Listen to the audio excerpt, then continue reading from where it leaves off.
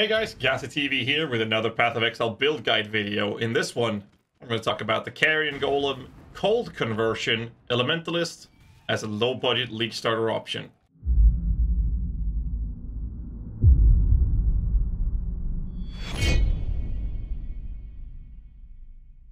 I will be briefly mentioning the higher body version of this, and in the background you will see some gameplay footage we did, and I'm going to describe and talk about the gear real quick whilst you guys are watching some gameplay footage. So basically what I did was that I took an Elementalist around level 77 or 78 is what we started at the end of this day where we did some tests with this build. We ended up at level 83. We did this on tier 14 up to tier 16 maps, even though we were very low level for this, and we also did it with level 1 support gems that we've been leveling. The Awakener 8 that we killed at the end of the day, we actually got our support gems and auras up to level 17, and I'll be going more in detail with the gear I was using. So basically there's a lot of room for upgrading, and you really shouldn't be having this bad gear when you're fighting an A8 Cirrus.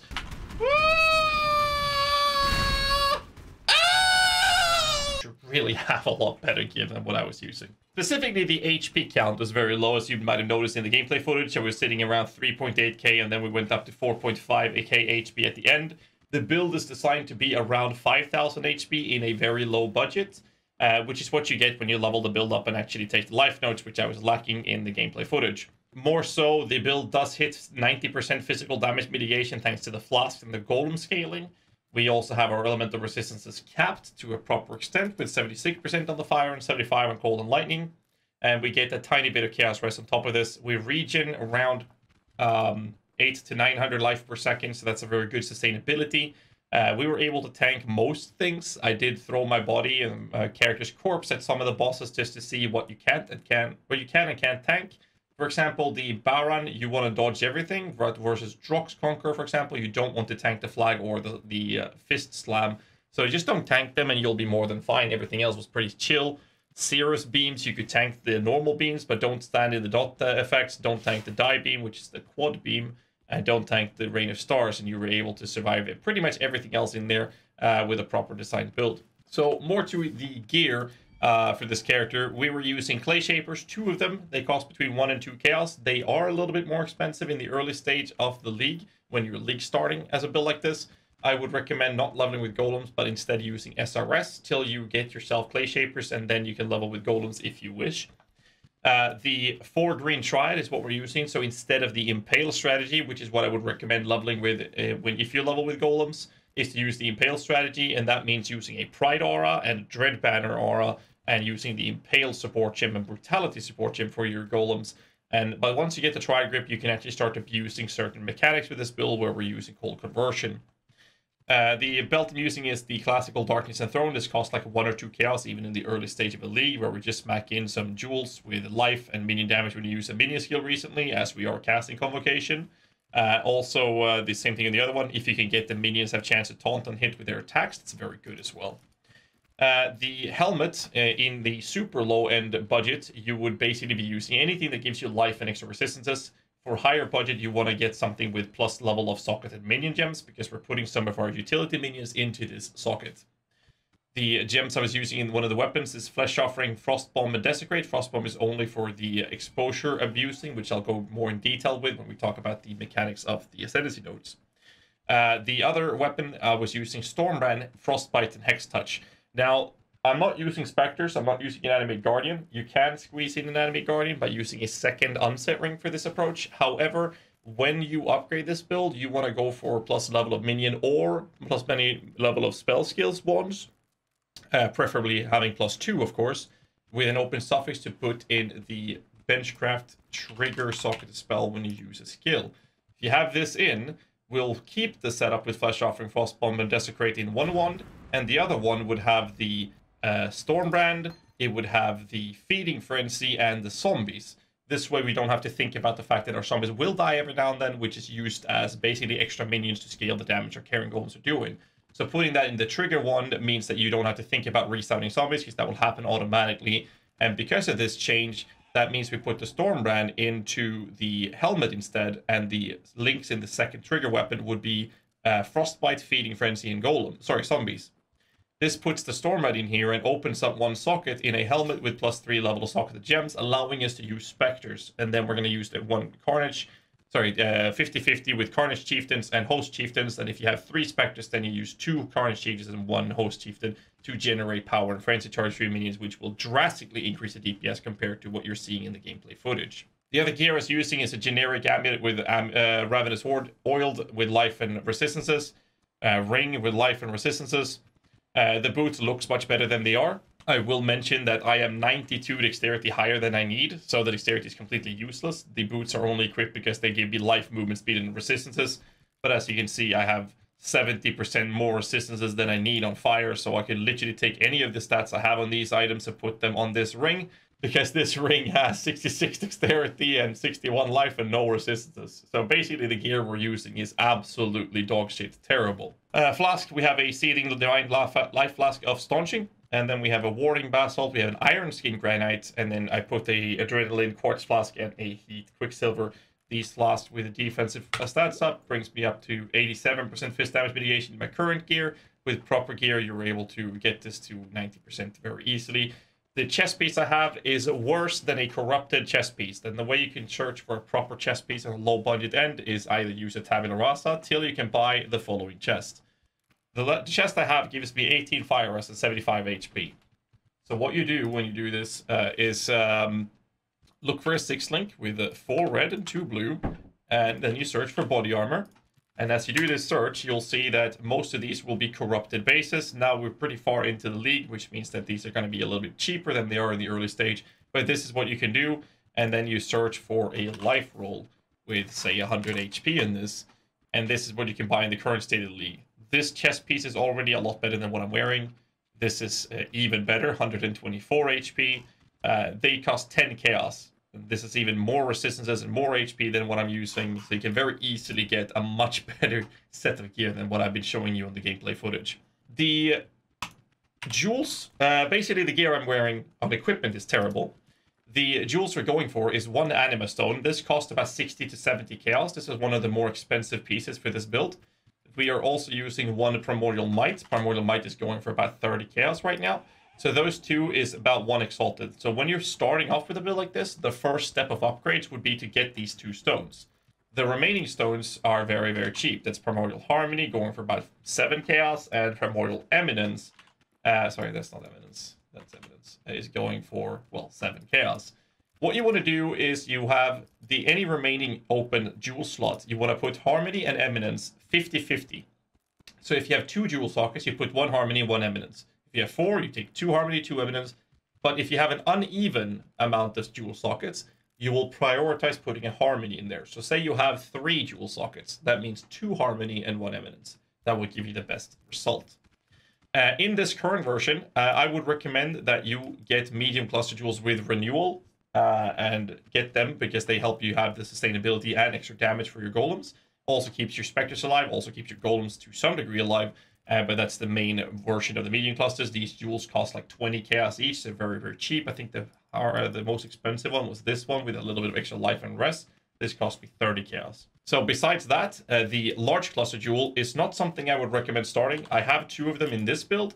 I would recommend going for the wands first because they increase the efficiency of your clearing, even if it's only a +1 wand with a trigger, because you get the automatic approach of your offerings and Desecrated Frostbomb, as well as giving you the possibility to get Spectres in, which is very, very good in terms of damage and efficiency of clear speed.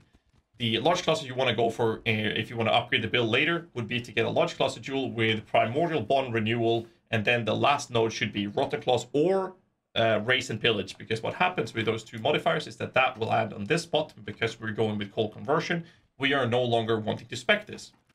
This means that we get 1 point in, and then we'll directly connect it to Primordial Bond and Renewal, and then directly into the jewel sockets. We just save points by having a jewel looking like this.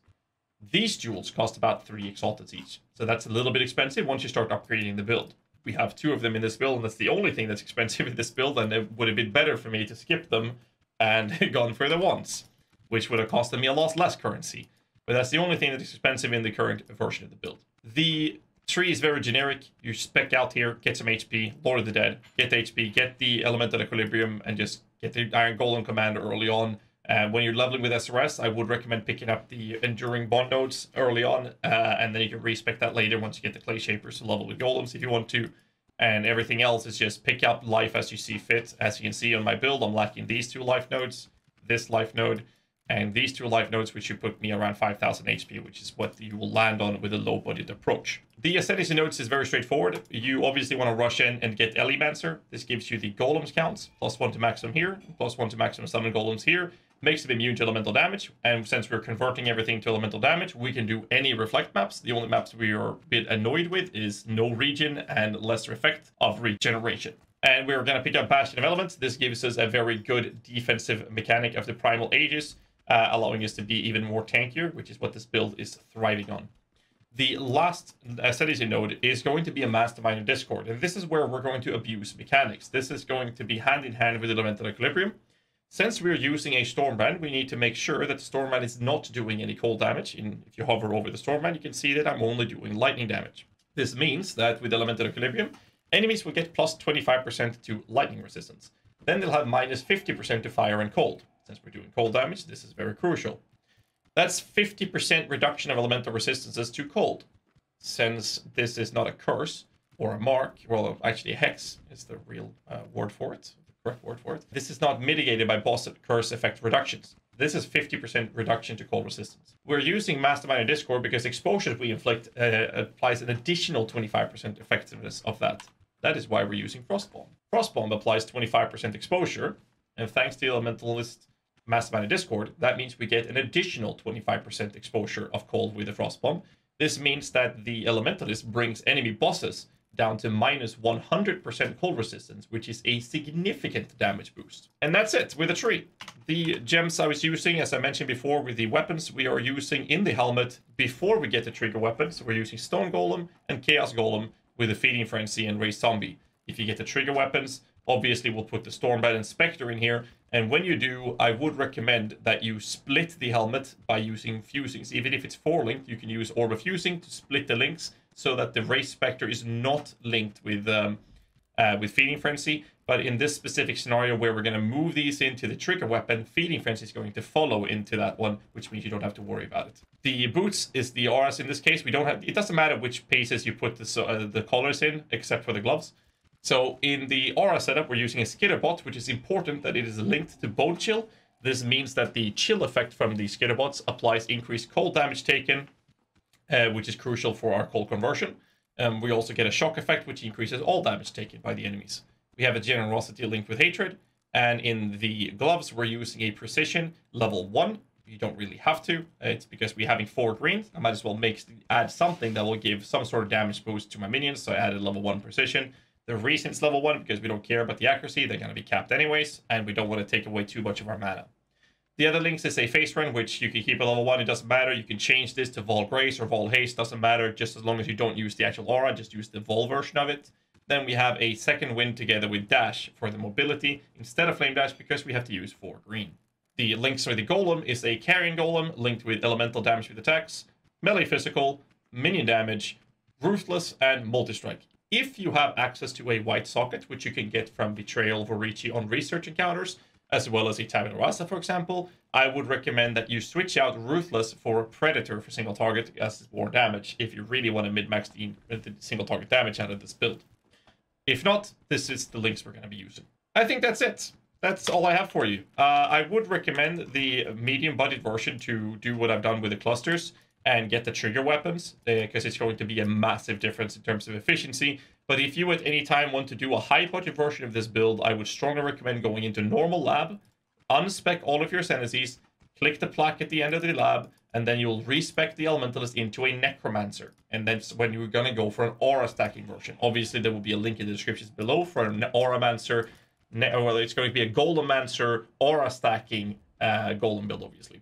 That's very, very expensive. So if that's what you want to do, then that would be the goal, in my opinion. Some people have asked me about the efficiency between the Golems versus Spectres. My verdict is, and has always been, that Spectres is a better build, but since the builds have very different playstyles, Golem builds are a lot more tankier compared to Spectres, but they have a lot less damage and a lot less clear speed compared to Spectres. I personally prefer Spectres, but I think that I had a lot of fun with the Golem build to make this. It's really fun to play in a low budget state as well. and I hope you guys will enjoy the build. There will be a link to the written forum guide that I'll be working on as well for this build in the description below. As always, hit the like button, subscribe for more content, and don't forget to comment down below if you pray extra hard to the YouTube algorithm. Until next time, boys, stay safe. Keep on.